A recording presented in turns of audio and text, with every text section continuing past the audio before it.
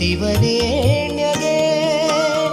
ಸ್ವಾಗತವು ಹೇಳೋಣ ಬನ್ನಿ, ಸ್ವರ್ಣ ಪುರುಷನ ಚರಣ ಕೆರಗಿ ಸ್ವಾಗತವು ಹೇಳೋಣ ಬನ್ನಿ, ಸ್ವರ್ಣ ಪುರುಷನ ಚರಣ ಕೆರಗಿ ದೇವಲೋಕದ ದಿವ್ಯ ಚೇತನ ಭೂಮಿಗಿಳಿದು ಬಂದರಂತೆ, ದೇವಲೋಕ